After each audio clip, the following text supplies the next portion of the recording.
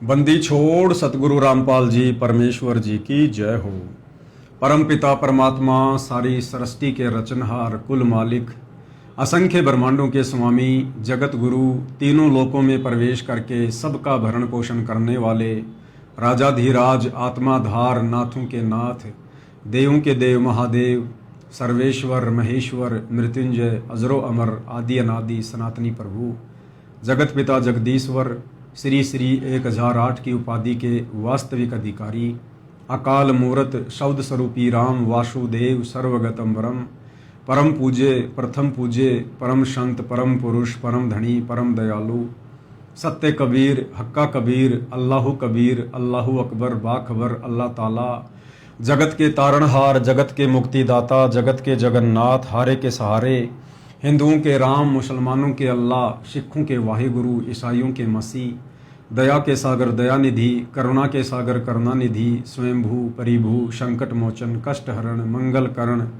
दुख भंजन अविगत कबीर निर्विकार निर्विषम परमात्मा अलय अलेख सतगुरु आदि अनादि सतगुरु असली मर्यादा पुरुषोत्तम असली राम असली कृष्ण असली घनश्याम असली मुरारी राजाओं के राजा महाराजाओं के महाराजा शहंशाहों के शहंशाह सम्राटों के सम्राट भगवानों के भगवान अल्लाहों के अल्लाह प्रभुओं के प्रभु मसीहाओं के मसीह सच्चे वाहिगुरु बाबाओं के बाबा पीरों के पीर सेठों के सेठ जगत सेठ सावड़सा सेठ सर्वगुण संपन्न अनंत कोटि कलाओं के स्वामी अनंत कोटि ब्रह्मांडों के नायक योगियों में महायोगी ध्यानियों में महाध्यानी सिद्धों में परम सिद्ध ज्ञानियों में तत्व ज्ञानी ब्रह्म ज्ञानी महाज्ञानी परम ज्ञानी सर्वश्रेष्ठ ज्ञानी विज्ञानी युवा कबीर समृत कबीर असमवात अमित ओजा सच्चे रहनुमा करीम अल्लाह सुभान अल्लाह दुनिया के अंतिम पैगंबर 8 सितंबर 1951 से गांव धनाना जिला सोनीपत हरियाणा भारतवर्ष की पावन भूमि पे प्रकट रियल कल की भगवान श्री नारायण साकार हरि श्री बाबा साहेब नूर अनंत परमात्मा सच्चे दरवेश सच्चे बाखबर संत शिरोमणि सतगुरु रामपाल जी परमेश्वर जी के चरण कमल में साध संगति से जुड़े हुए देश विदेश से आप और हम सभी सत्सेवक भाई बहनों का अनंत कोटि दंडवत प्रणाम। सत्साई भाई और बहनों, बहुत बड़ी दया बहुत बड़ी मेहर पूज्य गुरुदेव भगवान की परमेश्वर रामपाल जी की, जिनके शुभ आशीर्वाद से विशेष आशीर्वाद से आप और हम सभी साध संगति से जुड़े हुए सत्सेवक भाई बहन इस सत भक्ति मार्ग पर मर्यादाओं के साथ निरंतर आगे की ओर बढ़ रहे हैं। भाई और बहनों, आज पूरे विश्व में निसंदेह कई लाखों की संख्या में सतगुरु रामपाल जी के भक्त हैं।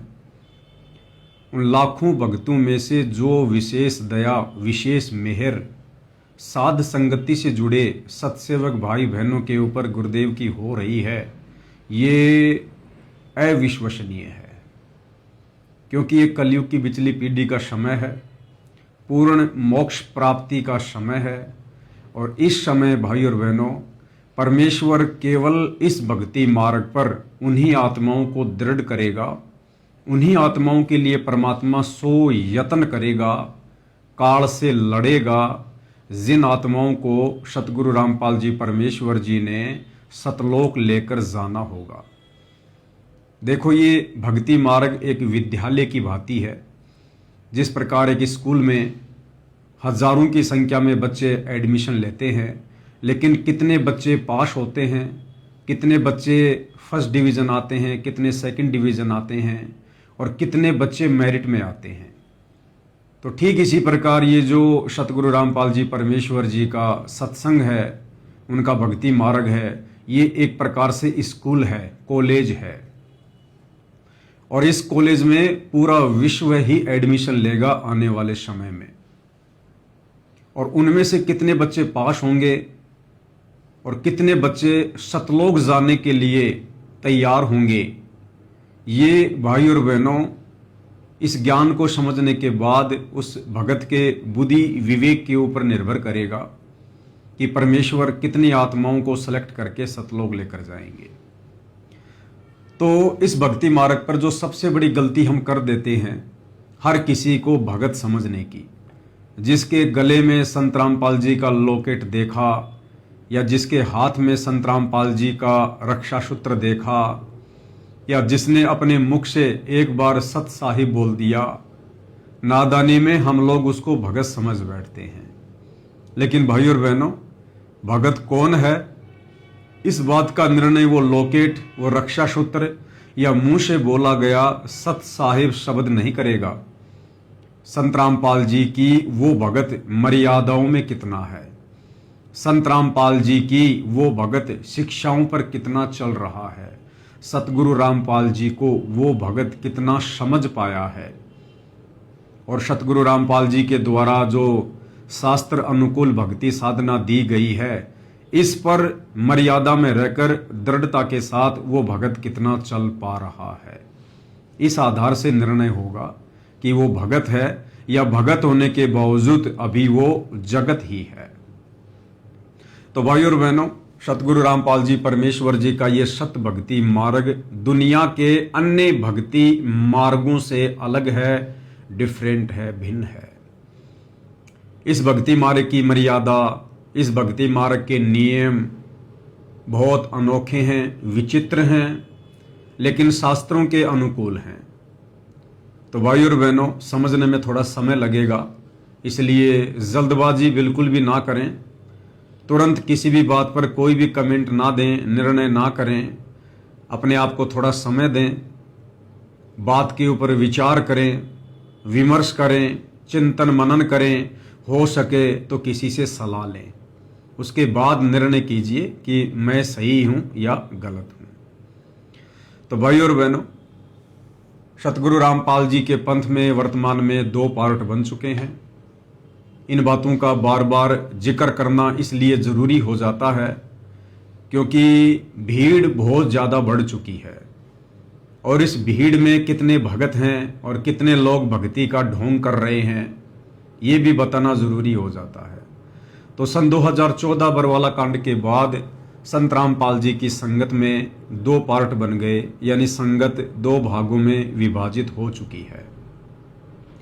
एक भाग जिसे सतलोक आश्रम के नाम से जाना जाता है, जिसमें संत रामपाल जी के बेटा बेटी, भाई बंधु, रिश्तेदार, ये कोऑर्डिनेटर वगैरह, आश्रम संचालक, ये लोग शामिल हैं जो अपने तरीके से, मनमुखी तरीके से, काल प्रेरित होकर भगत समाज की मर्यादा तोड़वाने वाले कर्म ही करते रहते हैं। दूसरा पार्ट जिसे साध संगति कहते हैं, और साध संगति से जुड़े भाई बहनों को सत्सेवक कहते हैं, जो केवल अपने गुरुदेव के द्वारा दिए गए ज्ञान को आधार बनाकर ही भक्ति करते हैं। देखा देखी भेड़ चाल में या गांधारी की तरह आंखों पर काली पट्टी बांधकर किसी कोऑर्डिनेटर के आदेशों को फॉलो करके भक्ति मार्ग पर नहीं चलते हैं। संत रामपाल जी के बेटा बेटी, भाई बंधु, रिश्तेदारों को आधार बनाकर भक्ति मार्ग पर नहीं चलते हैं।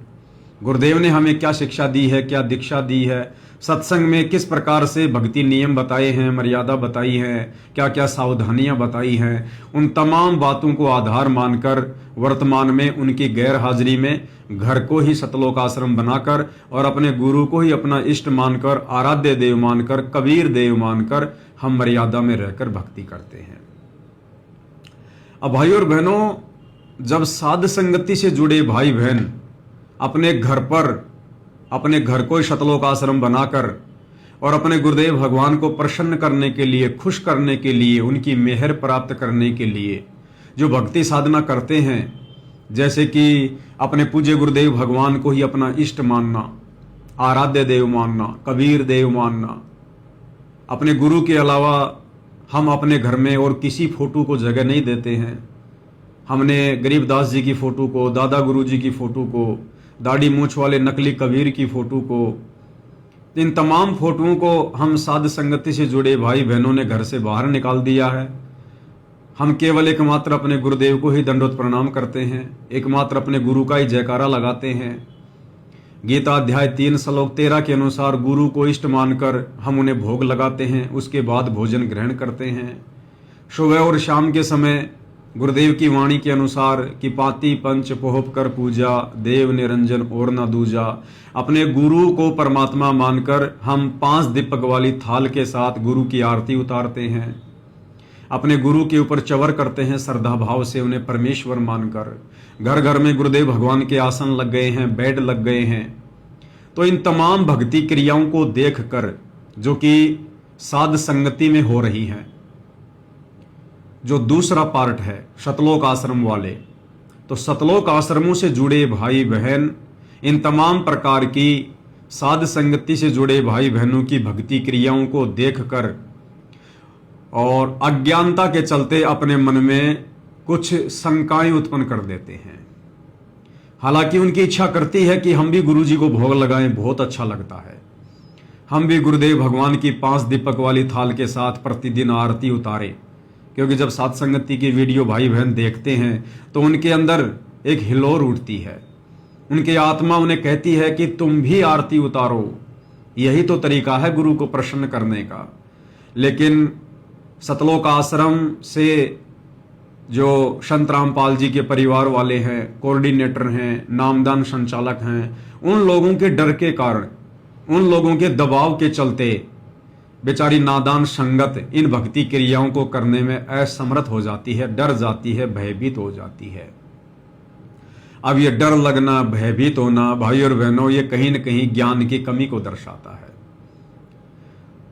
क्योंकि बेचारी नादान संगत को डरा दिया जाता है कि भाई पवन दास गुरुद्रोही है, गुरुजी ने उसको गुरुद्रोही घोषित कर रखा है, गुरुजी ने उसको पंथ से बाहर निकाल रखा है। अगर तुम पवन दास के वीडियो देखोगे या पवन दास के अनुसार भक्ति क्रिया करोगे तो तुम्हारी मर्यादा खंड हो जाएगी, तुम्हारा नाम खंड हो जाएगा, तुम्हें आश्रम में आने नहीं दिया जाएगा, तुम्हें दूसरा नाम सतनाम नहीं दिया जाएगा, तुम्हें भी गुरुद्रोही घोषित कर दिया जाएगा, तुम्हारे नाम का एक पीला पर्चा निकाल दिया जाएगा।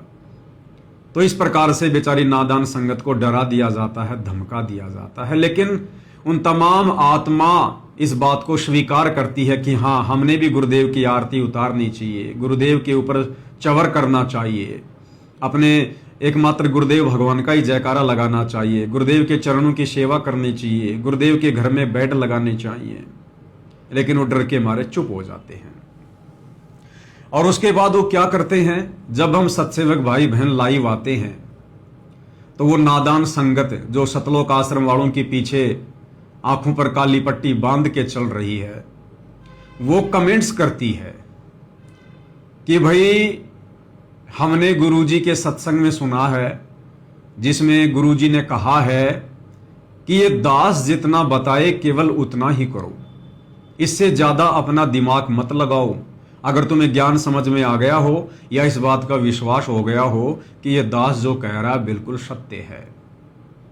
पहले आपको ये छोटा सा सत्संग जो वर्तमान में हिसार जेल से सतगुरु रामपाल जी विशेष संदेशों के माध्यम से भेज रहे हैं, आपको सुना देते हैं क्या कुछ गुरुदेव कह रहे हैं, सुनिएगा। तो जो दास कहे उतना ही करो, तुम अपनी बुद्धि कति छोड़नी पड़ेगी। ज्ञान समझ में आ गया होता है, ये विश्वास हो गया, वो दास जो बोलता सारी सच्ची है। आप अपने तर्क वितर्क अपने अज्ञान के द्वारा मन में सोच सकते हो ऐसा कैसे ऐसा कैसे, ये आपकी बालक बुद्धि है, इसको त्यागना होगा। तो भाई और बहनों, सत्संग आपने सुना जिसमें पूज्य गुरुदेव भगवान सतगुरु रामपाल जी कह रहे हैं कि दास जितना कहे उतना ही करो, अपना दिमाग मत लगाओ। अगर तुम्हें ज्ञान समझ में आ गया है तो, अगर तुम्हें यह विश्वास हो गया हो कि दास जो भी कहेगा सत कहेगा, तो केवल उतना ही करो, इससे ज्यादा नहीं। अब इस सत्संग को सुनकर और सतलोक आश्रम से जुड़े भाई बहन ये मतलब निकाल लेते हैं कि भाई गुरुजी हमें ये कह रहे हैं कि बच्चों, तुम्हारा गुरु तुम्हें जितना कहे केवल उतना ही करो, इससे ज्यादा अगर कोई और भगत या मेरा परिवार या कोऑर्डिनेटर तुम्हें अलग से कोई आदेश देता है तो उन बातों को बिल्कुल मत मानो, अन्यथा तुम्हारी मर्यादा खंडित हो जाएगी, तुम्हारा नाम टूट जाएगा, तुम काल के जाल में चले जाओगे।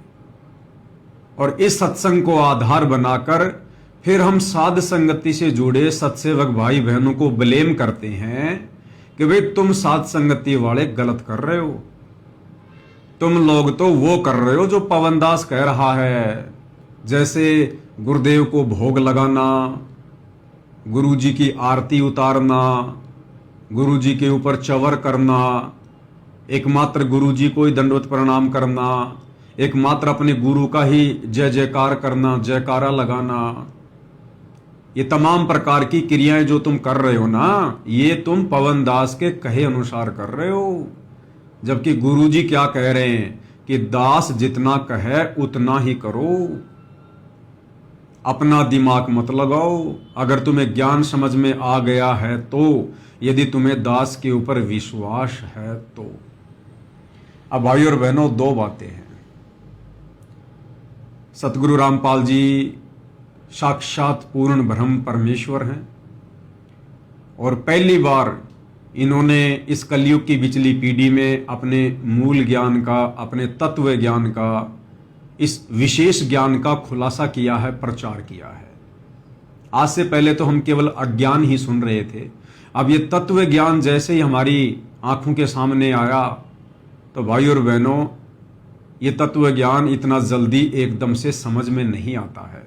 इस तत्व ज्ञान को समझने के लिए मजबूत भक्ति संस्कारों की जरूरत होती है। परमात्मा कहते हैं पिछले जन्म से होत हैं पूर्ण हंस मुराद, यानी पिछले जन्मों में आपने कहां तक की भक्ति की है, कितनी आपने अपने गुरुदेव की सेवा की है, कैसे आपने मर्यादा निभाई है, कैसा आपका आचार विचार व्यवहार, आपका चरित्र रहा है, उस आधार से आपको नेक्स्ट जन्म मिलता है। और ये निर्धारित होता है कि आप अब इस भक्ति को किस स्तर पर समझ पाएंगे, कितना समझ पाएंगे। इसलिए परमात्मा कहते हैं पिछले जन्म से होत हैं पूर्ण हंस मुराद। तो सतगुरु रामपाल जी ने वर्तमान में जो अनमोल ज्ञान दिया है, तत्व ज्ञान दिया है, ये जरूरी नहीं है कि उनसे नाम उपदेश लेने वाला हर भगत उनके तत्व ज्ञान को समझ जाएगा, उनके संकेतों को समझ जाएगा, उनके इशारों को समझ जाएगा, उनकी हर एक बात को समझ जाएगा। ये जरूरी नहीं होता है भाई और बहनों। एक क्लास में 50 बच्चे होते हैं, हर बच्चे के विचार अलग अलग होते हैं, हर बच्चे का सोचने समझने का ढंग अलग अलग होता है। परमात्मा भी कहते हैं कि जेता घट तेता मता, घट घट सोच विचार, कि जितने शरीर हैं, जितने मस्तिष्क हैं, उतने ही विचार हैं, तरह तरह के विचार उनमें उठते हैं। तो ये जरूरी नहीं है कि यदि किसी ने संत रामपाल जी से नाम उपदेश ले लिया तो वो संत रामपाल जी के भक्ति मार्ग को, उनके तत्व ज्ञान को, या संत रामपाल जी के मिशन से वो पूर्णतया परिचित हो जाएगा। ये जरूरी नहीं होता है। इसीलिए संत रामपाल जी की संगत में उनके जेल जाने के बाद 2 पार्ट बन गए, संगत 2 भागों में विभाजित हो गई। जो साध संगति से जुड़े सत्सेवक भाई बहन हैं, वे वो हंस आत्माएं हैं जिनके पिछले जन्म जन्मांतरों के भक्ति संस्कार बहुत ही प्रबल हैं, बहुत ही मजबूत हैं, सुदृढ़ हैं, जो अपने गुरुदेव भगवान के संकेतों को समझने के योग्य हो चुके हैं कि गुरुदेव भगवान क्या कहना चाहते हैं, संकेत में क्या कुछ कह रहे हैं। उस सांकेतिक भाषा समझने के योग्य सत्सेवक भाई बहन बन चुके हैं। तो परमेश्वर ने उन तमाम आत्माओं को अलग छांट दिया, साध संगति से जोड़ दिया, और जो उनके भगत अभी उनके संकेतों को समझने के योग्य नहीं हुए हैं, वो अभी सतलोक आश्रमों से जुड़े हुए हैं। अब ये जरूरी नहीं है कि सतलोक आश्रमों से जुड़ी हुई संगत में मान लीजिए कोई आईएएस अधिकारी भी है, कोई रिटायर्ड आईएएस अधिकारी भी है, कोई पुलिस ऑफिसर भी है, बहुत बड़ा कोई टीचर भी है, कोई वकील भी है, कोई डॉक्टर भी है। तो आप सोचेंगे कि ये जितने भी बड़े बड़े उच्च अधिकारी भगत हैं, बड़े बड़े सरकारी नौकरी प्राप्त भगत हैं, क्या इनमें भी इतनी बुद्धि नहीं है? क्या इनके भक्ति संस्कार भी इतने मजबूत नहीं है कि ये अपने गुरुदेव के संकेतों को समझ सकें? बिल्कुल भाई और बहनों, अभी तक तो 1% भी नहीं है। अगर उन बड़े बड़े दिखाई देने वाले भक्तों में 1% भी आध्यात्मिक क्षेत्र वाली कॉमन सेंस होती, देखो एक तो होती है सामाजिक कॉमन सेंस, तो सामाजिक कॉमन सेंस में तो ये लोग टीचर हैं, मास्टर माइंड है, इंजीनियर हैं, लेकिन आध्यात्मिक भक्ति मार्ग वाली कॉमन सेंस में चाहे वो बहुत बड़ा कोई अधिकारी क्यों ना है, अगर वो शतलोक आश्रमों से जुड़ा हुआ है तो उसमें 1% भी कॉमन सेंस नहीं है, 1% भी। तो भाई और बहनों, अब सतलोक आश्रमों से जुड़े वो भाई बहन फिर इस प्रकार के सवाल उठाते हैं कि भाई साध संगति वाले तो ये इस प्रकार की जो क्रिया कर रहे हैं, जो क्रिया कभी गुरुदेव ने करने को नहीं कही है, जैसे अपने गुरु को भोग लगाना, अपने गुरु के लिए बेड लगाना, अपने गुरु की आरती उतारना, एकमात्र अपने गुरु को दंडवत करना, एकमात्र अपने गुरु का जयकारा लगाना, भोजन के ऊपर संयम रखना, या जैसे विषय वासनाओं से दूर हो जाना। अगर मोक्ष चाहिए तो पहले जो हम पति और पत्नी के संबंध में थे, अब हमने भाई बहन के रिश्ते में आना पड़ेगा, बाहर का खाना खाना छोड़ना पड़ेगा। इन तमाम प्रकार की भक्ति क्रियाओं को जो केवल साध संगति में हो रही है, सतलोक आश्रमों से जुड़े नादान भाई बहन जब इन क्रियाओं को देखते हैं तो आत्मा तो स्वीकार करती है, लेकिन संत रामपाल जी के परिवार के दबाव में आकर अपने कोऑर्डिनेटरों के डर के मारे बेचारे इन क्रियाओं को करने से डरते हैं और फिर कमेंट्स करते हैं कि तुम लोग जो कुछ कर रहे हो वो तो पवन दास कह रहा है, गुरुजी नहीं कह रहे। गुरुजी ने तो कह दिया कि दास जितना कहे उतना ही करो, अपना दिमाग मत लगाओ। अगर तुम्हारे ज्ञान समझ में आ गया है तो, अगर तुम्हें यह विश्वास हो गया हो कि दास जो कह रहा बिल्कुल सत्य है। ऑडियो एक बार फिर से सुन लो भाई और बहनों, ताकि आगे का वीडियो आप अच्छे से समझ सको। सुनिए। तो जो दास कहे उतना ही करो तुम, अपनी बुद्धि कति छोड़नी पड़ेगी। ज्ञान समझ में आ गया होता है, ये विश्वास हो गया वो दास जो बोलता सारी सच्ची है। आप अपने तर्क वितर्क अपने अज्ञान के द्वारा मन में सोच सकते हो, ऐसा कैसे ऐसा कैसे, ये आपकी बालक बुद्धि है, इसको त्यागना होगा। अब भाई और बहनों, तत्वदर्शी संत के सत्संग इतने सामान्य नहीं होते हैं कि आम भगत उनको समझ सके, उनको पकड़ सके कि संत अपने सत्संग के माध्यम से क्या कहना चाहता है। अब ये जो आपने विशेष संदेश सुना संत रामपाल जी का, अब भाई और बहनों, सतलोक आश्रम वालों के लिए इस सत्संग के मायने अलग हैं और साध संगति से जुड़े भाई बहनों के लिए इस सत्संग के मायने अलग हैं। जैसे गुरुदेव अपने सत्संगों में कहते हैं कि दास जब सत्संग करता है तो सुनने वाले जो श्रोता होते हैं वो नए भी होते हैं और पुराने भी होते हैं। तो उसी एक सत्संग को जो समान रूप से किया जा रहा है, वो नए भगत तो अपने हिसाब से पकड़ लेते हैं और जो पुराने भगत हैं वो अपने हिसाब से उसका अर्थ निकाल लेते हैं कि गुरुजी कहना क्या चाह रहे हैं। तो भाई और बहनों, ठीक इसी प्रकार वर्तमान में इसार जेल से जो विशेष संदेश सतगुरु रामपाल जी बाहर भेज रहे हैं, ये वाले सत्संग तो बहुत ही ज्यादा वीवीआईपी हैं, वीवीआईपी। इन सत्संगों को, इन विशेष संदेशों को समझना हर भगत के बस की बात नहीं है। विशेषकर सतलोक आश्रमों से जुड़े भाई बहनों के बस की बात तो बिल्कुल भी नहीं है। अगर इन सत्संगों को भी किसी ने समझा है तो केवल सत्सेवक भाई बहन है।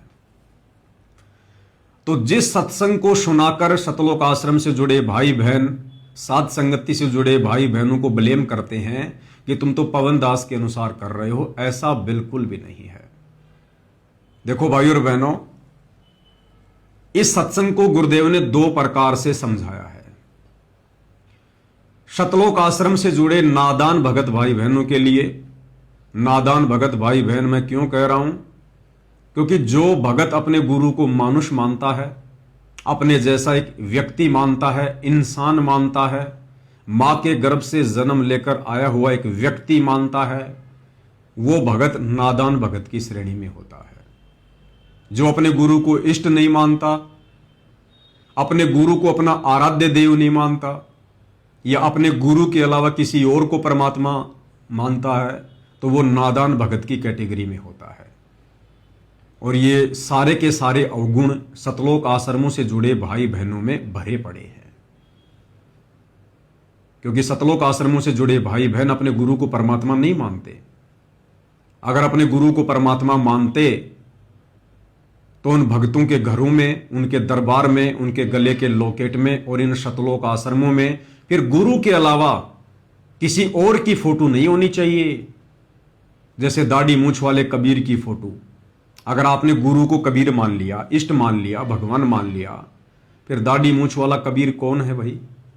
फिर गरीबदास जी कौन है? फिर दादा गुरु जी कौन है? फिर पंडित चिदानंद जी कौन है, जिनकी फोटोएं आप अपने घरों पर रखते हो, अपने दरबार में रखते हो, जिन फोटोओं के आगे आप दंडवत करते हो, जोत जलाते हो, खड़े होकर आरती करते हो, फिर वो कौन है? परमात्मा तो एक है, भगवान तो एक है, इष्ट देव तो एक है। तो सतलोक आश्रमों से जुड़े भाई बहन अभी भी अपने गुरु को परमात्मा नहीं मानते।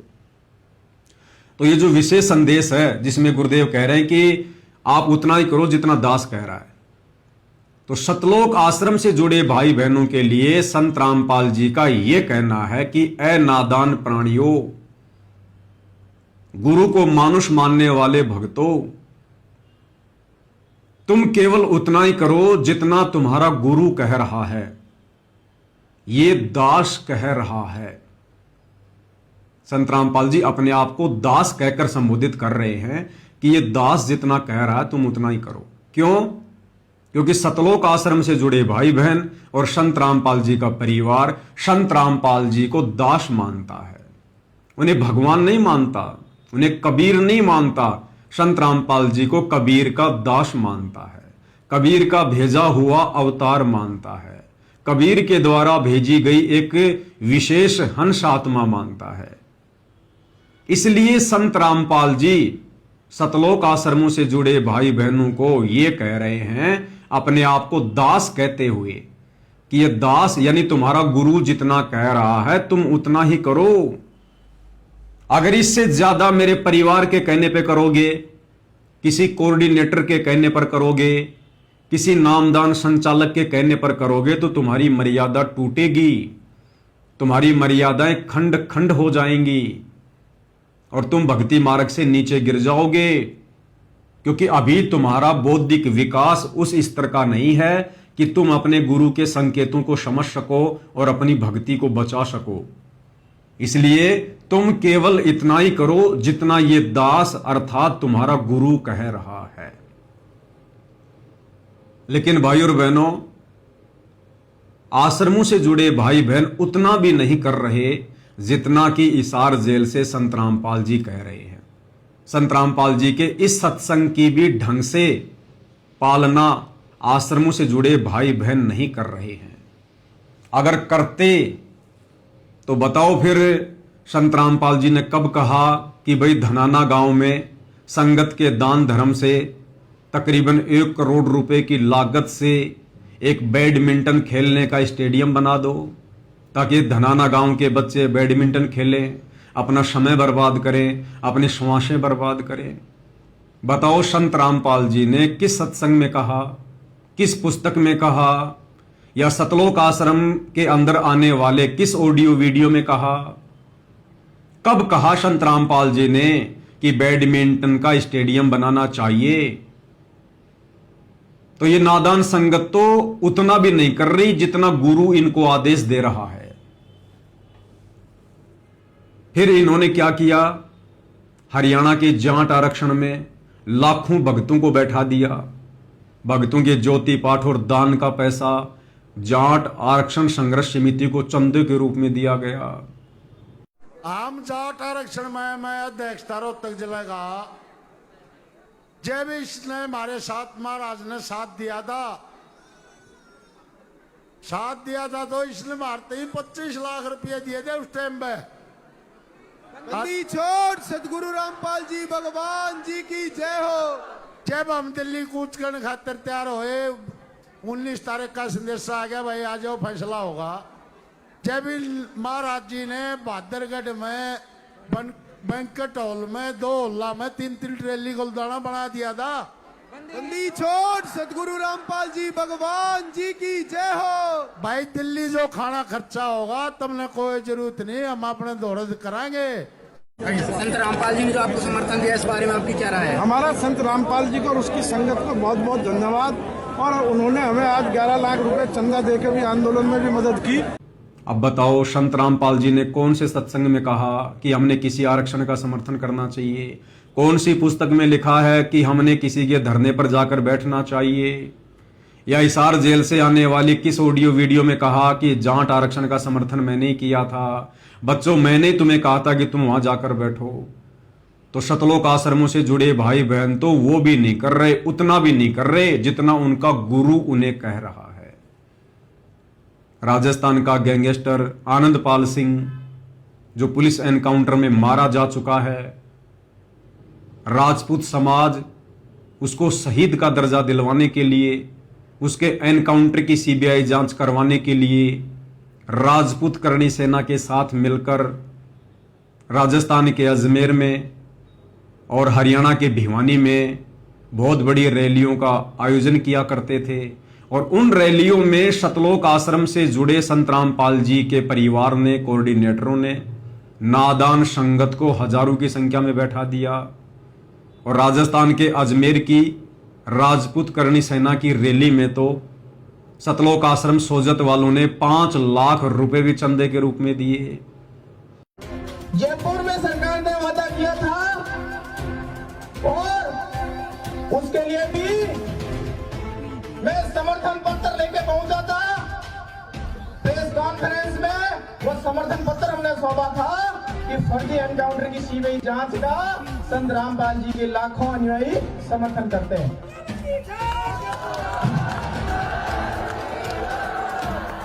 भारत माता की, भारत माता की, मां पद्मावती की, मां पद्मावती की, सत्य में इंकलाब। हमारे संत रामपाल जी के लाखों अनुयायियों द्वारा एक सहयोग की राशि दादा सुखदेव सिंह जी को भेंट कर रहे हैं। 5 लाख का सहयोग दादा सुखदेव जी को भेंट कर रहे हैं। तो बताओ, गुरुदेव भगवान ने गुंडों का समर्थन करने के लिए एक भगत को कब आदेश दिया? गुंडों की सीबीआई जांच के लिए 5-5 लाख रुपए चंदे के रूप में देने का कब आदेश दिया? तो सतलोक आश्रमों से जुड़े भाई बहन तो उतना भी नहीं कर रहे जितना हिसार जेल से उनका गुरु उन्हें करने के लिए कह रहा है कि उतना ही करो जितना यह दास कह रहा है। इसके अलावा और भी बहुत सारे कुक्रम भाई और बहनों, अयोध्या में जाकर संत रामपाल जी के परिवार ने राम मंदिर के दर्शन करने के लिए आने वाले काल उपासकों के लिए, यानी काल पूजा को बढ़ावा देने के लिए 1 महीने का भंडारा लगा दिया। कौन सी पुस्तक में लिखा है, कौन से सत्संग में जिक्र है, कब आदेश दिया गुरुदेव ने? सत साहिब जी, ये वीडियो सतलोक आश्रम द्वारा अयोध्या में लगाए गए भंडारे का है। और यहाँ पर आप देख सकते हैं गुरुदेव के दोनों लड़के, बड़ा लड़का वीरेंद्र, छोटा लड़का मनोज, दोनों इस भंडारे में बैठे हैं, शामिल हैं। दोनों वहाँ पर उपस्थित थे और बहुत बड़ा पंडाल वहाँ पर लगाया गया था। करोड़ों रुपया संत रामपाल जी के भक्तों का, उनके ज्योति पाठ और दान का आन उपासना में सहयोग करते हुए सतलोक आश्रम मैनेजमेंट हरियाणा द्वारा बर्बाद किया गया। भाई और बहनों, हमारे गुरुदेव भगवान कहते हैं कि तीनों देवा काल हैं, ब्रह्मा विष्णु महेश, और भूले चूके समझियो ले सतगुरु उपदेश। परमात्मा तो इस काल की और काल के पुत्रों की इस पूजा पाठ को बंद करवाने के लिए आए हैं, अपनी यथार्थ सतभक्ति सतलोक से लेकर। परंतु यहाँ पर सतगुरुदेव भगवान का कलयुगी परिवार, उनके बेटा बेटी, भाई बंधु, रिश्तेदार, संगत में बड़े बड़े भगत समझे जाने वाले लोग, ये सभी लोग सतगुरु रामपाल जी के ज्ञान को और सतगुरु रामपाल जी के मिशन को ना समझकर अपनी मनमानियाँ करते हुए आज गुरुदेव भगवान की गैर हाजिरी में इन्होंने वो कुकर्म किया है, वो भक्ति विरुद्ध कर्म किया है, जिसके लिए शायद ही परमात्मा इन लोगों को क्षमा करें। क्योंकि ये सबसे बड़ा काल का जाल है, राम और कृष्ण की भक्ति। दुनिया वालों को तो ज्ञान नहीं है, इसलिए श्री राम मंदिर को देखने के लिए और वहाँ पर भंडारा वगैरह लेने के लिए दुनिया उमड़ पड़ी अयोध्या में। लेकिन सतगुरु रामपाल जी के परिवार को तो इस बात का पता था कि हमारे गुरुदेव भगवान तो श्री राम और श्री कृष्ण की पूजा के बिल्कुल विपरीत हैं, विरुद्ध हैं। वे तो श्री राम और श्री कृष्ण की अन्य 33 करोड़ देवी देवताओं की पूजा पाठ को बंद करवाना चाहते हैं। यही तो उनका मिशन है कि पूरा विश्व कबीर परमेश्वर की भक्ति करे, सतगुरु रामपाल जी से उपदेश ले। लेकिन इसके बावजूद भी इन लोगों ने अपने धार्मिक धंधे को बनाए रखने के लिए, क्योंकि भाई और बहनों, इन लोगों को पता है यदि हमने बीजेपी सरकार का समर्थन नहीं किया तो हमारा धार्मिक धंधा नहीं चल पाएगा, हमारे सतलोक आश्रम नहीं चल पाएंगे। इसलिए ये लोग बीजेपी नेताओं की चापलूसी करते हैं, नेताओं को खुश करने का प्रयास करते हैं और इस प्रकार के कार्यक्रम रखकर देवी देवताओं के निमित्त आन उपासना में सहयोग करते हुए ये अपने कार्यों को बीजेपी सरकार के ध्यान में लाना चाहते हैं कि जी देखो, हम बीजेपी सरकार के साथ में हैं, हम श्री रामचंद्र जी की भक्ति के खिलाफ नहीं हैं, अयोध्या में जो श्री राम मंदिर बना है हम उसके खिलाफ नहीं हैं, ताकि बीजेपी सरकार हमसे खुश रहे और हमारा धार्मिक धंधा इसी प्रकार से चलता रहे। उसके लिए चाहे परमात्मा की मर्यादा टूटे, चाहे भक्ति नष्ट हो, चाहे भगत भाई बहनों के दान का दुरुपयोग हो, चाहे भगत भाई बहनों की मर्यादा टूटे, इन्हें इन बातों से कोई लेना देना नहीं, क्योंकि ये सभी लोग जो गुरुदेव के परिवार वाले हैं, बड़े बड़े कोऑर्डिनेटर हैं, ये सभी लोग पहले से ही काल की गोद में बैठे हुए हैं। इन्हें सतगुरु की भक्ति से और मर्यादाओं से कोई मतलब नहीं है। इनकी बुद्धि अभी परमेश्वर के तत्व ज्ञान को समझने योग्य नहीं हुई है। तो बाकी संगत से हमारी प्रार्थना है कि बाकी संगत तो कम से कम अपने परमात्मा के मिशन को समझे। अरे यदि हम लोग इसी प्रकार से आन उपासना में भंडारे लगा के सहयोग करते रहेंगे तो भाई भला दुनिया आन उपासना कैसे छोड़ेगी? क्यों छोड़ेगी? क्यों सतगुरु रामपाल जी की भक्ति की तरफ अग्रसर होगी? अपने खुद के भगत भाई बहनों को तो नीचे जमीन पर बैठाकर भंडारा करवाते हैं, और यहाँ इन जगत वालों को कैसे टेबल कुर्सी वगैरह लगाकर, इनको बूफे लगाकर भोजन करवाया जा रहा है। ये भी इनके दोगले चरित्र को दर्शाता है। तो भाई और बहनों, ज्योति पाठ का पैसा आपका और आप ही का जूता आप ही के सिर पर मारा जा रहा है। आप ही के दान धर्म का सरेआम आपके कर्म फुड़वाने के लिए दुरुपयोग किया जा रहा है। अयोध्या में भंडारा लगाना काल के पुत्रों के निमित्त, ये मैं समझता हूँ सतगुरु रामपाल जी परमेश्वर जी के सर में इन लोगों ने जूते मारे हैं। अब आप कितने लोग अपने गुरुदेव भगवान के सर में जूते मारने के पक्ष में हैं, अब ये आप देखिएगा, अपने बुद्धि विवेक से देखिएगा। आगे आप लोगों ने क्या करना है आप स्वयं निर्णय लें। आपको भक्ति करनी है या भक्ति के नाम पे ड्रामेबाजी करनी है और अपने दान धर्म का दुरुपयोग करवाकर आपको अपने कर्म फुड़वाने हैं, या फिर जब तक गुरुदेव भगवान हिसार जेल से नहीं आते हैं तब तक घर बैठकर अपनी भक्ति करें, ज्ञान को आधार बनाएं, गुरु को भगवान मानें, साथ संगति की वीडियो देखते रहें। अन्यथा जैसा बीज बोओगे समय आने पर वैसा ही परिणाम मिलेगा। सत साहेब। सोनीपत के गोहाना में जाटों की धर्मशाला का 5वां फ्लोर बनाने के लिए संत रामपाल जी के परिवार ने 1 करोड़ रुपया दान कर दिया। कौन से सत्संग में आदेश दिया गुरु जी ने? कौन सा भक्ति विधान में लिखा हुआ है? क्या यह कदम नई उम्मीद और समर्पण का परिचायक है? इस दान से महासभा को जाट भवन के निर्माण में महत्वपूर्ण मदद मिलेगी। बहुत बढ़िया जी काम हो रहा है। ये बहुत सच्ची पूछो तो हमने जिस दिन नीम टकी ने उसी दिन हमारी सोच बदल गई थी, हम भी कुछ सहयोग कराएंगे जी। तो हमारी एक कमेटी बनी हुई है जी वहाँ आश्रम के अंदर जी। तो हमने गुरु जी से प्रार्थना करी, हम कोई भी काम करते हैं तो गुरु जी से प्रार्थना करके करते हैं। ठीक है। गुरु जी ने आदेश दिया भी जो तारा मन में वो कर दो। गुरु जी ने आदेश दिया भी जो तारा मन में वो कर दो। गुरु जी ने आदेश दिया भी जो तारा मन में वो कर दो। गुरु जी ने आदेश दिया भी जो तारा मन में वो कर दो। तो क्या मन में आइए आप ही बताइए। भला एक बिल्डिंग बनाया उनकी, अच्छा फ्लोर 1 बना दो जी। और ऐसी मटेरियल डालते हैं जी हम जी। आप कभी आश्रम में आगे देखिए धनाना धाम में, अच्छा तो बहुत ही मजबूत, हर चीज 1 नंबर की।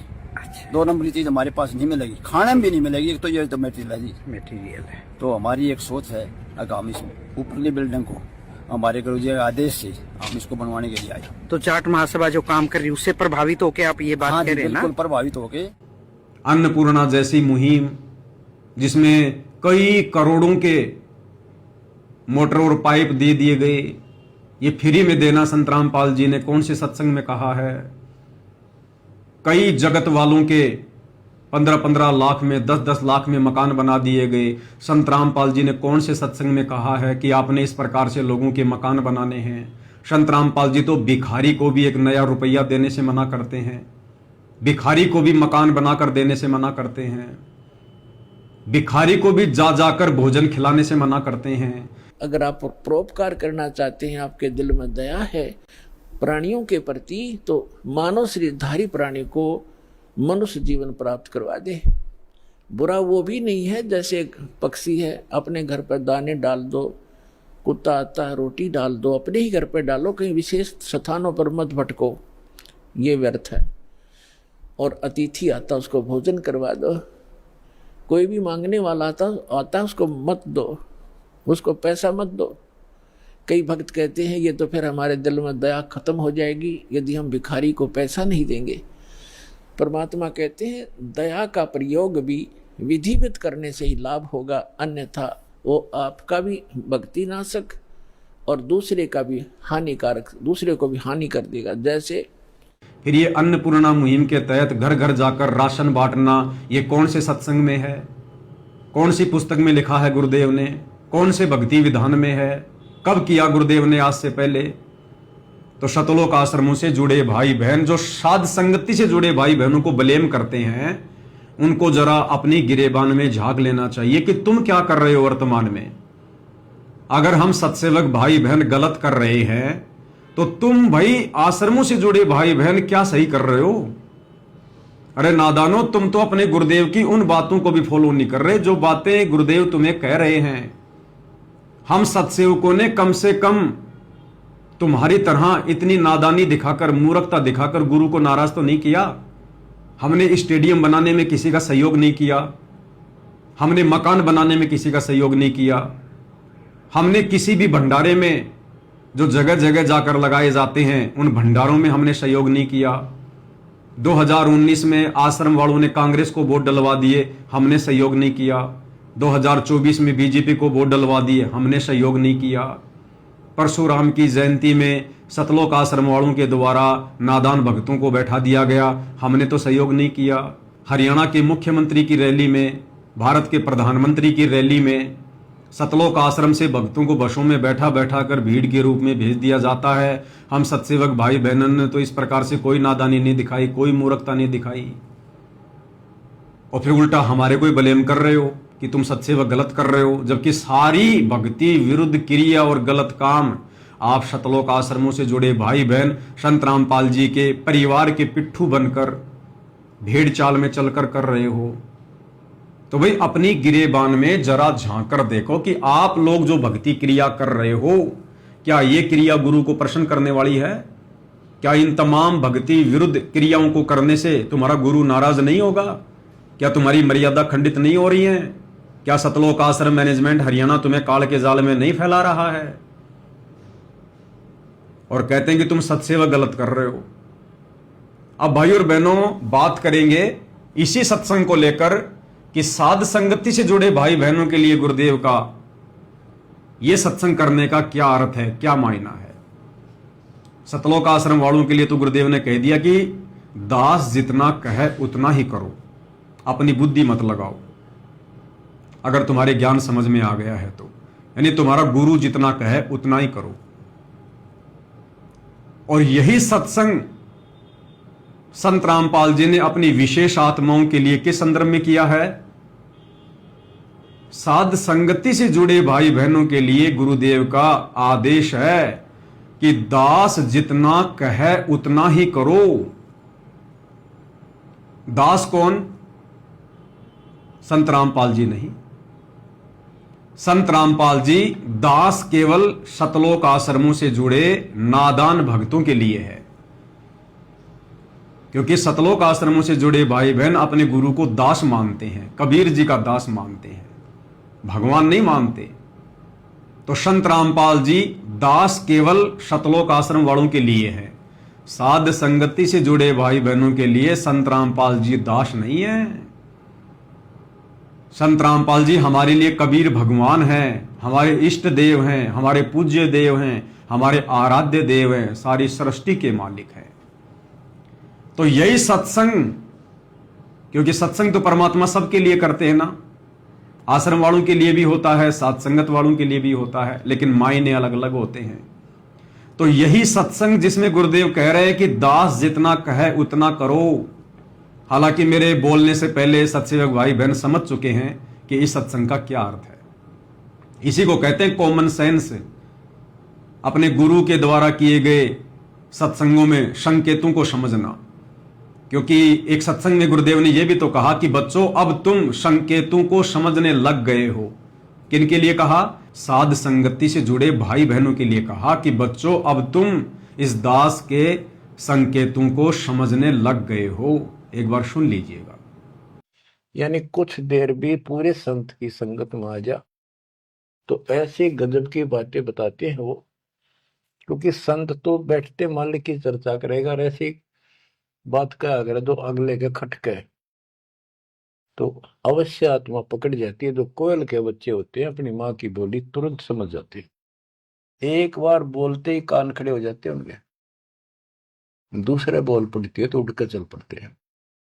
इसी प्रकार जो परमात्मा के हंस होते हैं वो पूर्ण संत की सत्संग को, संकेतों को समझना शुरू कर देते हैं।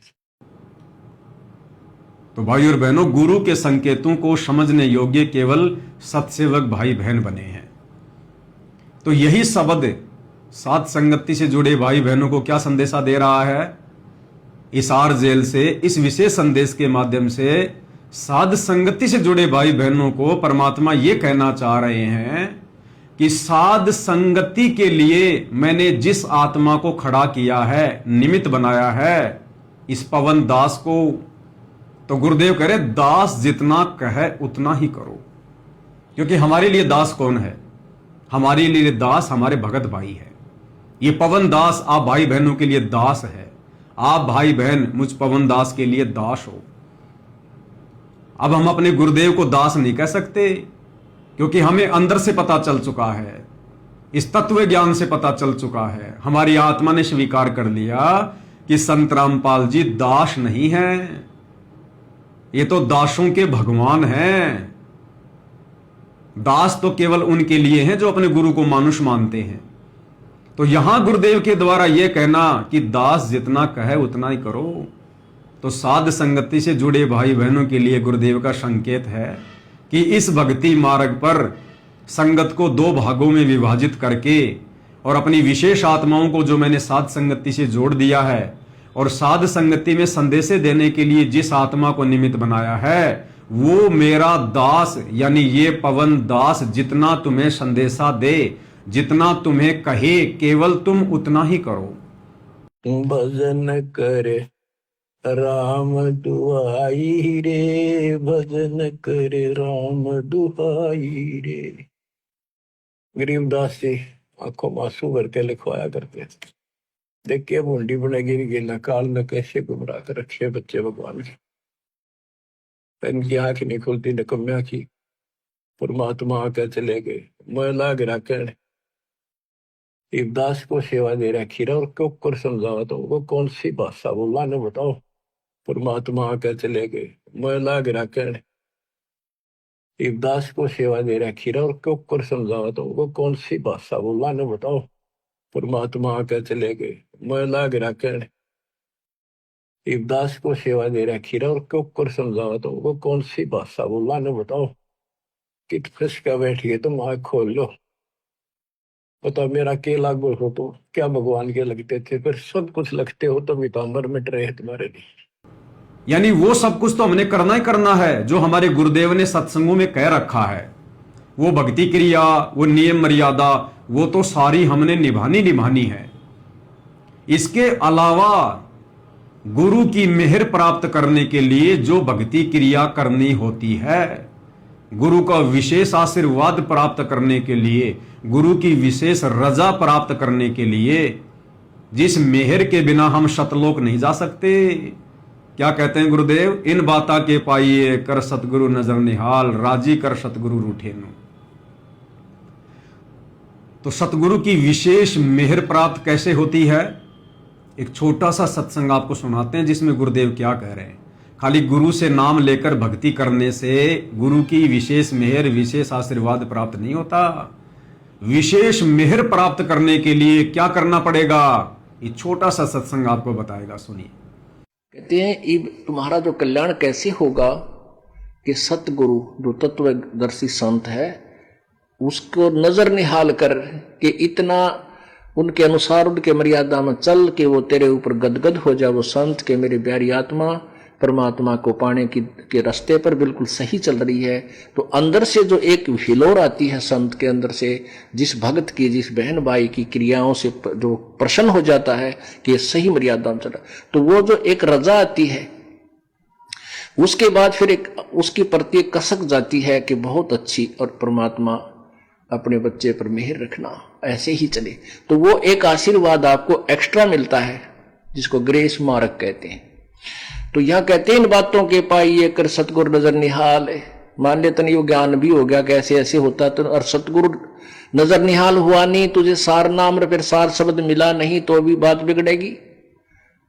इसलिए ये कल्याण कहती है बातें कहन सुन की ना है, कर पाड़ने की है। तो भाई और बहनों, सत्संग आपने सुना कि किस प्रकार से हम गुरु को पहले प्रसन्न करें, और जब गुरु प्रसन्न हो जाएगा उसके बाद गुरु अपना विशेष आशीर्वाद उस आत्मा के प्रति छोड़ता है। एक विशेष मेहर, एक विशेष रजा सतगुरु देव से उस भगत के प्रति जाती है। उस मेहर को प्राप्त करने से, जिसको ग्रेस मार्क भी कहते हैं, उसको प्राप्त करने से भाई और बहनों हमारा स्थायी रूप से सतलोक में निवास होगा। इसलिए गुरुदेव भगवान साध संगति से जुड़ी आत्माओं को संदेशा दे रहे हैं इस सत्संग के माध्यम से कि दास जितना कहे उतना ही करो। यानी भक्ति मार्ग पर हमने वो तमाम क्रियाएं तो करनी है, वो तमाम मर्यादा तो निभानी है जो हमारे गुरुदेव ने हमें सत्संगों में बता दी हैं, समझा दी हैं। इसके अलावा साध संगति में इस पवन दास के द्वारा गुरु की मेहर प्राप्त करने के योग्य बनने के लिए, गुरु को प्रसन्न करने के लिए जो एक्स्ट्रा भक्ति क्रिया करनी है, उसके विषय में गुरुदेव कह रहे हैं कि दास जितना कहे उतना ही करो। अगर तुम्हें ज्ञान समझ में आ गया है तो, अगर ये बात तुम्हारे समझ में आ गई हो कि दास जो कहेगा सही कहेगा, अगर तुम्हें विश्वास हो गया हो कि दास जो कहेगा सही कहेगा, कि भाई तुम कितने वर्षों से साथ संगति से जुड़े हो और पवन दास तुम्हें कब से संदेश दे रहा है, कितने वीडियो बना चुका है, कितनी पुस्तकों पे वीडियो बना चुका है। क्या संगत में और कोई भगत नहीं था जो गुरुदेव के द्वारा लिखी गई पुस्तकों पर वीडियो बनाए, या गुरुदेव के सत्संगों के ऊपर 4-4 घंटे की साथ संगति करके किसी को समझाए? क्या कोई भगत नहीं था? तो सतगुरु रामपाल जी ने इस दास को साध संगति के निमित्त कर्ता के रूप में खड़ा किया, एक नौकर के रूप में, एक सेवक के रूप में खड़ा किया, और दास को माध्यम बनाकर परमात्मा ने सारी भक्ति क्रिया साध संगति से जुड़े भाई बहनों को समझवाई, गुरु की मेहर प्राप्त करने वाली। जैसे सर्वप्रथम साध संगति से शुरू हुआ कि भाई हम अपने गुरु को अपने जैसा मानुष मानना छोड़ दें। सबसे पहले साध संगति में ही सतगुरु रामपाल जी का 8 सितंबर के दिन प्रकट दिवस मनाना शुरू हुआ। उसके बाद से सतलोक आश्रम वालों ने 8 सितंबर का दिन मनाना शुरू किया, उनके जन्मदिन के रूप में, ना कि प्रकट दिवस के रूप में। तो सबसे पहले संदेशा किसके माध्यम से दिया गया? साध संगति के माध्यम से। सबसे पहले कबीर का जून के महीने में प्रकट दिवस मनाना, यह कहां से बंद हुआ? साध संगति के माध्यम से। क्योंकि जब गुरु को प्रकट हुआ मान लिया, गुरु को परमात्मा मान लिया, फिर उस नकली कबीर दाढ़ी मूंछ वाली फोटो का प्रकट दिवस क्यों मनाएंगे? तो वो भी साध संगति के माध्यम से बंद हुआ। उसके बाद अपने गुरुदेव भगवान की आरती, यदि आप स्वस्थ हैं, समय है, तो खड़े होकर कीजिए। हम पहले उन पत्थरों के आगे भी तो खड़े होकर आरती किया करते थे श्रद्धा भाव से, और हाथ में भक्ति बोध लेकर आरती करना शुरू कीजिएगा। ये मोबाइल से आरती करना संपूर्ण विधि नहीं है। ये तो केवल विशेष परिस्थितियों में परमात्मा ने तीनों समय की आरती ऑडियो वीडियो में डाल के दी है, रोजाना करने के लिए नहीं। तो खड़े होकर और हाथ में भक्ति बोध लेकर भक्ति करना कहां से शुरू हुआ? साध संगति से शुरू हुआ। उसके बाद अपने गुरु को इष्ट मानकर, परमात्मा मानकर, गीता अध्याय 3 श्लोक नंबर 13 के अनुसार घर घर में गुरु जी को बड़ी भोग की आरती के साथ भोग लगना कहां से शुरू हुआ? साध संगति से शुरू हुआ। उसके बाद अपने गुरु को अपना इष्ट मानकर, परमात्मा मानकर, और जो संकेत गुरुदेव ने संध्या आरती की शुरुआत में छुपा रखा है कि पांति पंच पोहप कर पूजा, देव निरंजन और न दूजा, यानी अपने गुरु को अपना इष्ट मानकर और 5 दीपक वाली थाल के साथ उनकी आरती उतारनी चाहिए। यह संकेत आपको कहां से मिला? इसकी शुरुआत कहां से हुई? साध संगति से हुई। उसके बाद केवल अपने गुरुदेव को ही दंडवत प्रणाम करना, अन्य किसी को नहीं करना। अपने गुरुदेव का ही जयकारा लगाना, अन्य किसी का नहीं लगाना। इन तमाम भक्ति क्रियाओं की शुरुआत कहां से हुई? साध संगति से हुई। और वर्तमान में भक्ति मार्ग पर हम कैसे सफल हों, कैसे हमें दृढ़ता मिले, कैसे हमारे भाव बने, जो तमाम नई नई भक्ति क्रियाएं जिनसे गुरु प्रसन्न होता है, कहां से शुरू हो रही है? साध संगति से। इसलिए गुरुदेव भगवान इस विशेष संदेश में कह रहे हैं कि दास जितना कहे उतना ही करो, क्योंकि मैंने इस पवन दास को खड़ा कर रखा है। और अब ये पवन दास जिसने पिछले 10 वर्षों में तुम लोगों को कभी भटकाया नहीं, तुम लोगों से कभी झूठ नहीं बोला, तुम लोगों को कभी ठगा नहीं, तुम लोगों को कभी भ्रमित नहीं किया, केवल तुम लोगों के सामने वीडियो बना बना के मेरी पुस्तकों के ऊपर, मेरे सत्संगों के ऊपर केवल तुम्हें दृढ़ ही करने का काम किया है। इसलिए गुरुदेव कह रहे हैं कि अगर तुम्हें विश्वास हो गया हो कि दास जो कहेगा सही कहेगा, तो अब इस भक्ति मार्ग पर साध संगति से जुड़कर वैसा ही करो, उतना ही करो जितना ये दास कहे, ये पवन दास कहे। और पवन दास क्या कहेगा? जो सतगुरु रामपाल जी का आदेश होगा, जो उनके सत्संगों में होगा और जो उनके सत्य प्रेरणा होगी। इससे ज्यादा दास ने ना कुछ आपको पहले कभी कहा, ना कभी दास आपको आगे कहेगा। क्योंकि परमात्मा जिस आत्मा को खड़ा करता है, उस आत्मा के ऊपर परमात्मा अपना पूर्ण आशीर्वाद बख्श देता है। इसलिए भाई और बहनों, गुरुदेव के इस सत्संग के 2 मायने हैं, 2 आधार हैं। सतलोक आश्रम वालों के लिए दास का अर्थ है संत रामपाल जी, क्योंकि ये लोग अपने गुरु जी को दास मानते हैं, भगवान नहीं मानते हैं, कबीर जी का भेजा हुआ दास मानते हैं। और साध संगत वालों के लिए दास का अर्थ है ये पवन दास, आप सत्सेवक भाई बहनों का नौकर, आप लोगों का सेवक, जो सतगुरुदेव के आदेश से आप लोगों की सेवा में हमेशा हाजिर रहता है। अब सतलोक आश्रमों से जुड़े भाई बहन जिन भक्ति क्रियाओं को लेकर विरोध जताते हैं कि भाई तुम साध संगत वाले तो जो भक्ति क्रिया कर रहे हो ना, जैसे आरती उतारना, गुरुदेव को भोग लगाना, गुरुदेव के ऊपर चवर करना, ये मनमाना आचरण है, गुरुजी ने तो कभी नहीं बताया, तुम लोग तो पवन दास के अनुसार चल रहे हो। तो भाई और बहनों, आप और हमें तो पता चल ही गया है कि हम पवन दास के अनुसार चल रहे हैं, या पवन दास जो गुरुदेव के सत्संगों के अनुसार बताता है, भक्ति मार्ग के अनुसार बताता है, हम वो कर रहे हैं। अब भाई और बहनों, बात ऐसी भी नहीं है कि जो भक्ति क्रिया हम सत्सेवक भाई बहन कर रहे हैं, या जो ये पवन दास आप भाई बहनों को बताता है, सतलोक आश्रम से जुड़े भाई बहन भी अपनी अंतरात्मा से तो ये स्वीकार करते हैं कि पवन दास जो कह रहा बिल्कुल सही है। अगर गुरु के हृदय में जगह बनानी है, सतलोक का अधिकारी बनना है, गुरु को प्रसन्न करना है, तो ये तमाम भक्ति क्रिया करनी ही पड़ेंगी। लेकिन उनके कमजोर भक्ति संस्कार, जिस कारण से वो डर जाते हैं, भयभीत हो जाते हैं कि हम कुछ गलत ना कर बैठे, उनके अंदर इतनी दृढ़ता नहीं है, विश्वास की कमी है। और ये लोग केवल ईर्ष्या भाव में आकर पवन दास का विरोध करते हैं, केवल ईर्ष्या भाव में आकर, बाकी ज्ञान आधार से नहीं।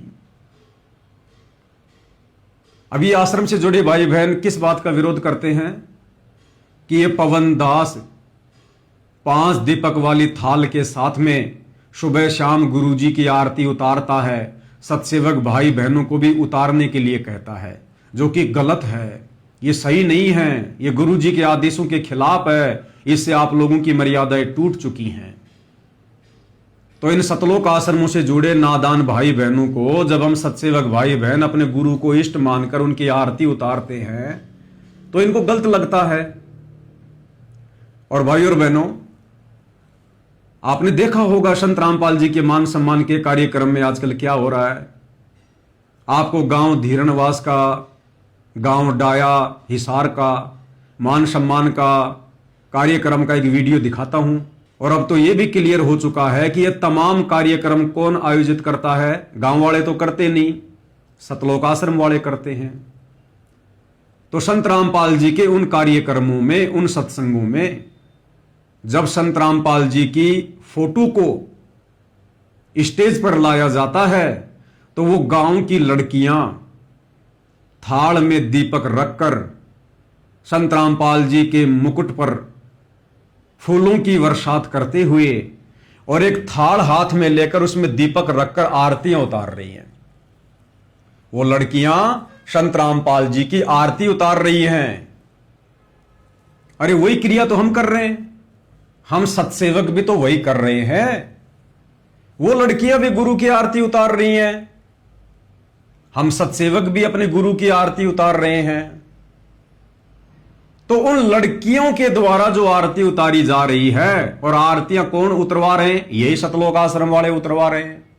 गुरु जी के दोनों बेटे भी वहां होते हैं, गुरु जी का भाई भी होता है, ये सतलोक आश्रम वाली संगत भी वही होती है। उस समय ये लोग कोई विरोध नहीं करते, इन लोगों को बिल्कुल भी बुरा नहीं लगता है, बल्कि बहुत अच्छा लगता है और जयकारे लगाते कि देखो जगत वालों ने भी संत रामपाल जी को परमात्मा मान लिया, भगवान मान लिया, उनकी आरती उतार रही है लड़कियां। अब विचार करो भाई और बहनों, वो लड़कियां भी संत रामपाल जी की ही आरती उतार रही हैं और हम सत्सेवक भाई बहन भी संत रामपाल जी की ही आरती उतार रहे हैं। फिर वो लड़कियां तो सही कैसे हो गई और हम साध संगति से जुड़े भाई बहन गलत कैसे हो गए?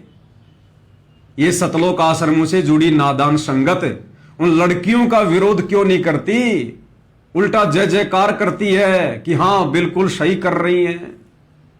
और जब हम सत्सेवक भाई बहन अपने गुरुजी की आरती उतार रहे हैं तो ये कहते हैं कि तुम गलत कर रहे हो, तुम गुरुद्रोही हो, तुम पवन के अनुसार कर रहे हो।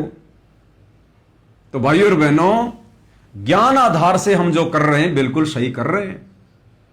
ये सतलोक आश्रमों से जुड़े भाई बहन हमारा जो विरोध कर रहे हैं ना, वो केवल ईर्ष्या भाव से कर रहे हैं, ईर्ष्या भाव से।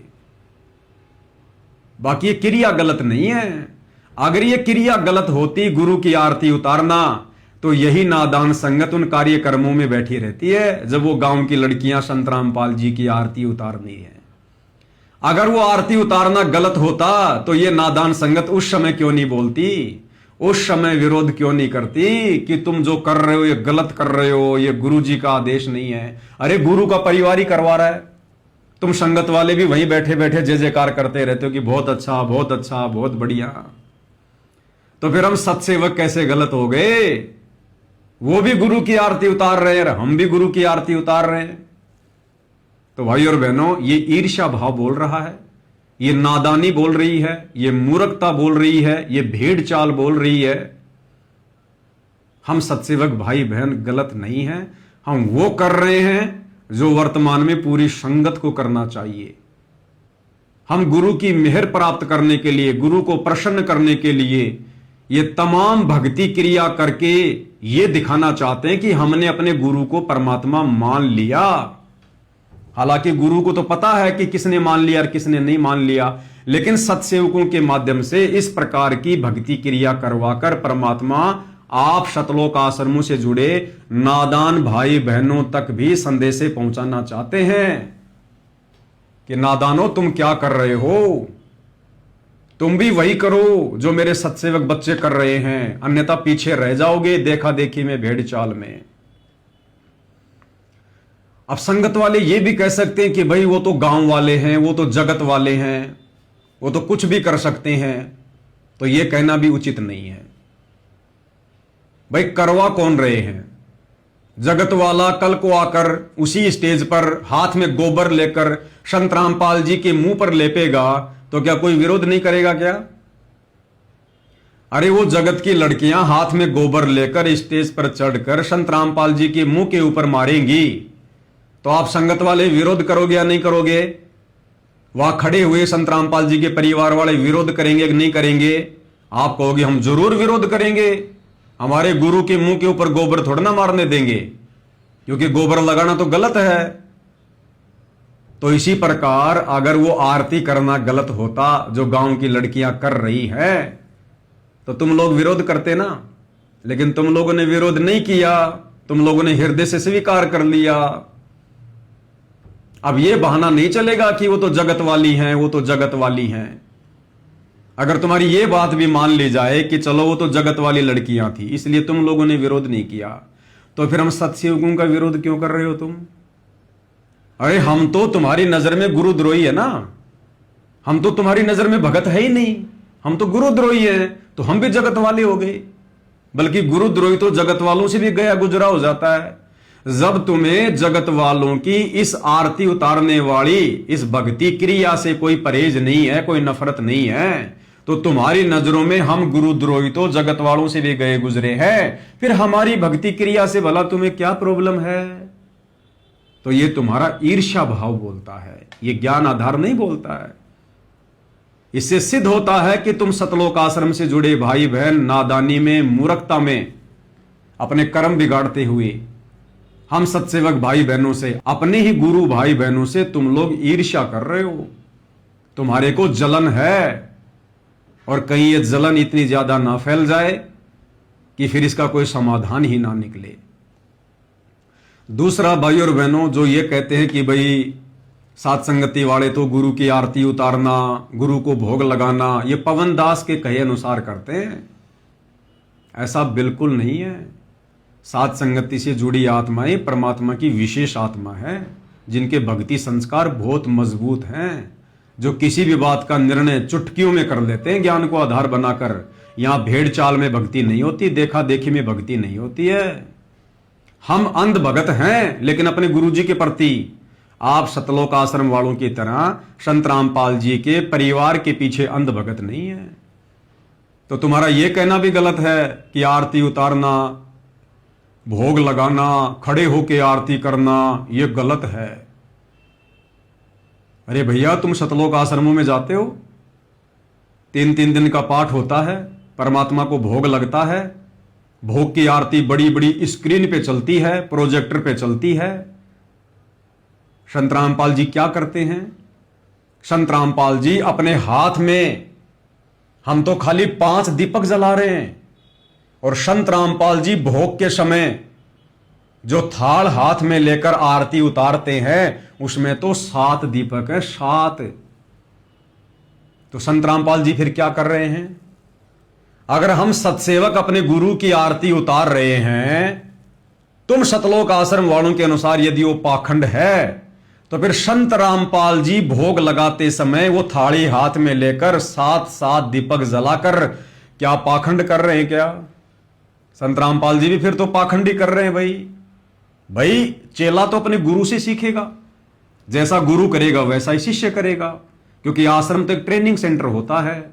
आश्रम में गुरु भक्तों को इसलिए बुलाता है कि जो भक्ति क्रिया मैं करूं वो भी तुम करो, क्योंकि गुरु भी तो एक भगत की भूमिका निभाता है, भक्ति करके दिखाता है। अगर हम सत्सेवक भाई बहन पाखंड कर रहे हैं गुरु की आरती उतार कर, तो संत रामपाल जी भी सतलोक आश्रम में भोग के समय अपने गुरु के आगे आरती उतारकर पाखंड कर रहे हैं। भाई अगर हम सत्सेवक भाई बहन अपने गुरु को भोग लगाकर पाखंड कर रहे हैं, तो संत रामपाल जी भी भोग के समय आरती करके खड़े होके चवर करना, थाल लेके आरती घुमाना, भोग की आरती करना, फिर तो संत रामपाल जी भी पाखंडी कर रहे हैं। भाई फिर तो संत रामपाल जी से भी तुम लोग नफरत करो, संत रामपाल जी को भी छोड़ दो फिर तुम लोग, क्योंकि जो पाखंड संत रामपाल जी कर रहे हैं वो ही पाखंड हम सत्सेवक कर रहे हैं। तो भाई और बहनों, ना तो ये पाखंड है, ना ये कोई गलत क्रिया है, केवल नादान भगतों की समझ का फर्क है। संत रामपाल जी आध्यात्मिक टीचर हैं। स्कूल एक ट्रेनिंग सेंटर होता है, यानी जहां सत्संग होता है वो ट्रेनिंग सेंटर होता है, और सतगुरु ऐसी भक्ति क्रिया करके अपने आप को एक भगत के रोल में, एक दास के रोल में, इस प्रकार की भक्ति क्रिया दिखाकर कि नादानों, जिस प्रकार से मैं अपने गुरु को अपना इष्ट मानकर, अपना भगवान मानकर उनको भोग लगा रहा हूं, खड़े होकर भोग की आरती कर रहा हूं, खड़ा होकर अपने गुरु की आरती उतार रहा हूं, अपने गुरु के शीश के ऊपर चवर कर रहा हूं, ऐसे ही जिस दिन तुम भक्तों को यह बात समझ में आ जाए कि हमारा गुरु सतगुरु रामपाल जी मां के गर्भ से जन्म लेकर आया हुआ कोई आम व्यक्ति नहीं है, कोई मानुष नहीं है, ये किसी कबीर भगवान का दास नहीं है, ये स्वयं दासों का भगवान कबीर भगवान है, हमारा इष्ट देव है, तो उसके बाद तुम लोगों ने भी अपने गुरु के साथ में इसी प्रकार से व्यवहार करना है। यानी अपने गुरु को इष्ट मानकर, आराध्य देव मानकर उनकी पूजा करनी है, उनकी आरती उतारनी है। पाती पंच पोहप कर पूजा, देव निरंजन और न दूजा। गीता अध्याय 3 श्लोक 13 के अनुसार अपने गुरु को भोग लगाना है। अरे भैया, भोजन हम रोजाना खाते हैं, भोजन हम रोजाना खाते हैं। महीने में एक बार आश्रम में जाकर भोग की आरती करने से पाप नहीं कटेंगे। रोजाना भोजन खा रहे हैं तो रोजाना आरती करनी पड़ेगी, भोजन को पाप नाशक बनाना पड़ेगा। और भक्ति बोध जिसमें तीनों समय की आरती है, उसमें सारी आरतियां गुरुदेव ने क्यों लिखी है भाई? अरे भक्ति बोध में गुरुदेव ने जो नित्य नियम लिखा है, क्यों लिखा है? हम भक्तों के लिए, हम रोज करते हैं।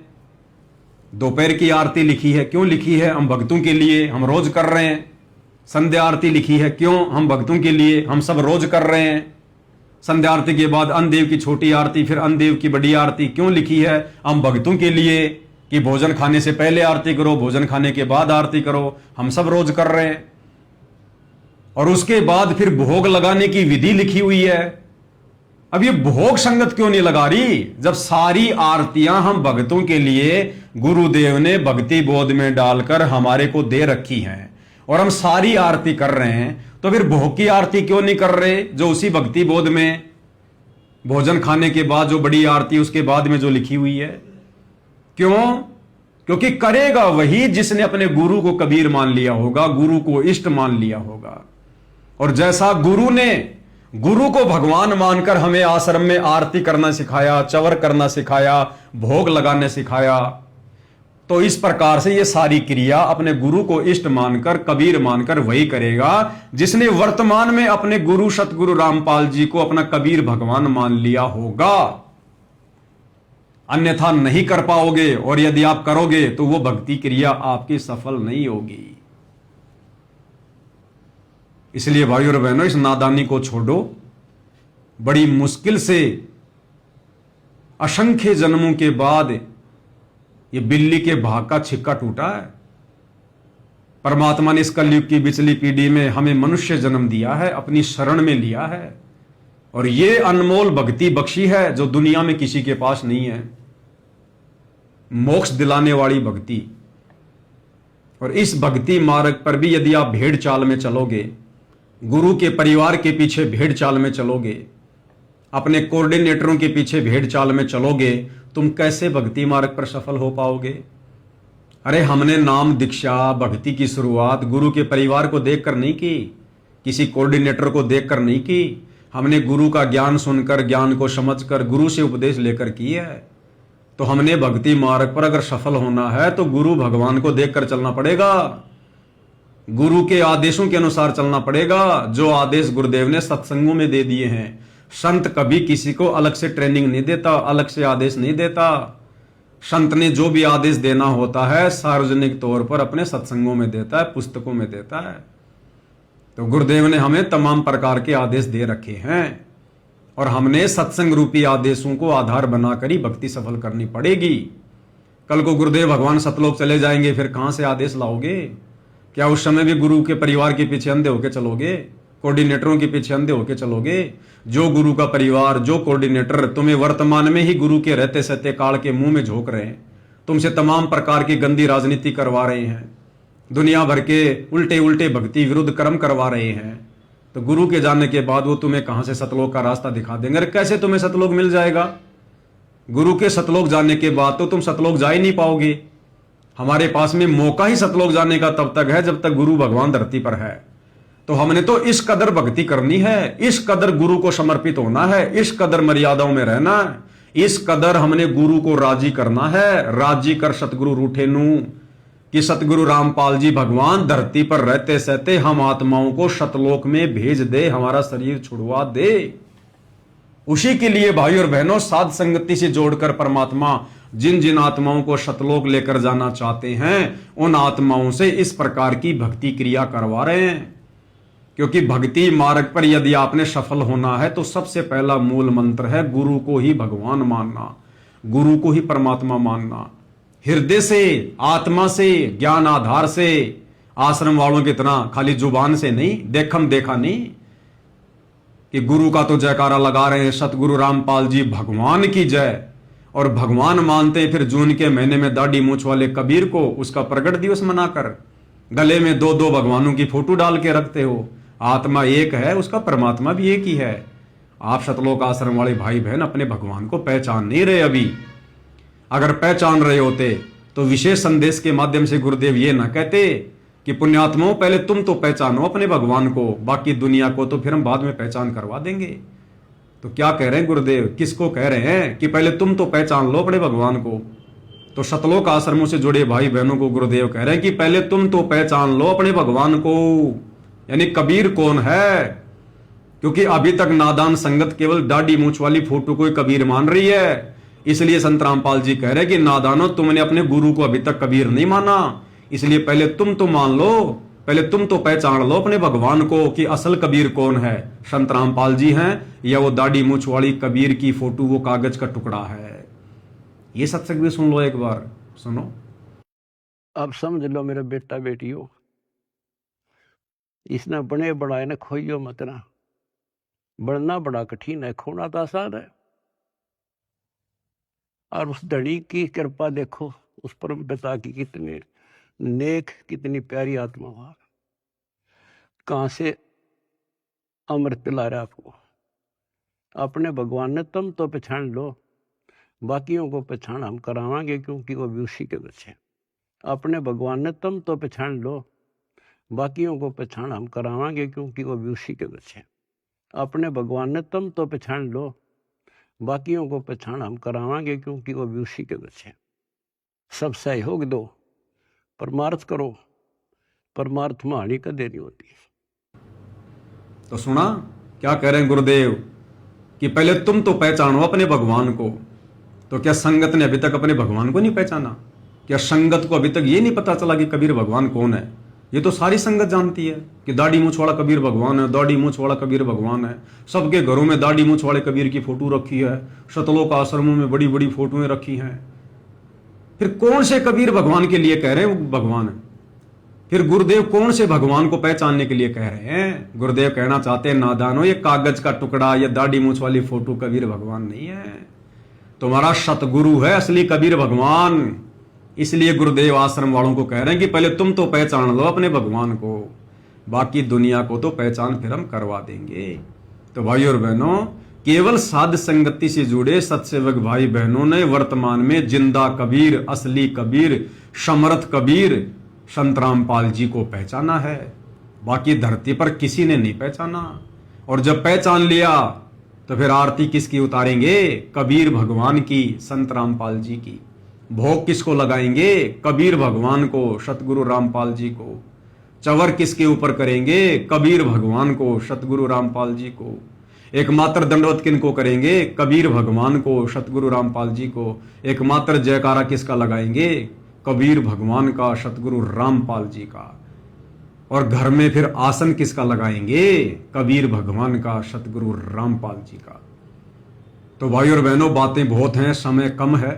धीरे धीरे छोटे छोटे पॉइंट पर आप भाई बहनों को इसी प्रकार से वीडियो बनाकर समझाते रहेंगे, क्योंकि ये हमारी अग्नि परीक्षा का समय चल रहा है, लास्ट का समय है। और इस समय काल पूरी कोशिश करेगा आत्माओं को भ्रमित करने की, वो चाहे संगत के माध्यम से करे या किसी जगत के माध्यम से करे। तो साध संगति से जुड़े भाई बहनों के अंदर कोई भी कमजोरी शेष ना रह जाए, काल को कहीं छोटा सा भी पॉइंट ना मिल जाए भ्रमित करने के लिए। इसलिए परमात्मा ने इस कुत्ते की, आप भाई बहनों के नौकर की, आप भाई बहनों के दास की, इस तुच्छ पवन दास की ड्यूटी लगा रखी है। अगर मुझे गुरुदेव ने निमित्त बनाया है तो इसमें मेरा कोई श्रेय नहीं है, मेरा तो सौभाग्य है, इसमें मेरा कोई रोल नहीं है। जब परमात्मा 650 साल पहले और एक भैंसे राम को निमित्त बना सकते हैं वेद मंत्र बोलने के लिए, तो मैं तो फिर भी एक इंसान हूं, जिंदा जागता हूं, उनका भगत हूं। अब यदि गुरुदेव ने मुझ पवन दास को खड़ा किया है, निमित्त बनाया है, तो भाई और बहनों, इसमें मेरा कोई श्रेय नहीं है, मेरा कोई रोल नहीं है। ये तो गुरुदेव भगवान की अपनी मौज, अपनी मर्जी। जब 650 साल पहले 64 लाख भक्तों को निमित्त ना बनाकर और एक भैंसे को निमित्त बना दिया वेद मंत्र बुलवाने के लिए, तो ये तो गुरुदेव भगवान की अपनी मर्जी है। मैं तो उनकी नौकरी कर रहा हूं, आप भाई बहनों की सेवा में, आप भाई बहनों की नौकरी कर रहा हूं।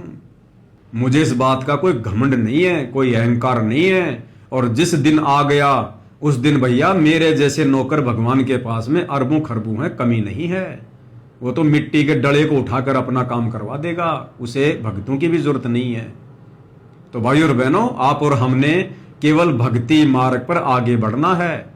और भक्ति मार्ग पर आगे बढ़ने वाली बातें चाहे कोई गधा बताए, चाहे कोई पवनदास गधा बताए, हमने तो अच्छी बातों को ग्रहण करना है और जो गलत बातें हैं उनको छोड़ देना है। तो भाई और बहनों, इस प्रकार से हमने भक्ति मार्ग पर निरअभिमानी होकर, निसंशय होकर आगे बढ़ना है, निसंशय होकर। तो भाई और बहनों, आज के इस वीडियो में केवल इतना ही। परमेश्वर आगे कोई सेवा देंगे, भाई बहनों की सेवा में जरूर हाजिर होंगे। तब तक सतगुरुदेव भगवान हम सबको आज्ञा दें, आशीर्वाद दें, सद्बुद्धि दें। बंदी छोड़ सतगुरु रामपाल जी परमेश्वर जी की जय हो।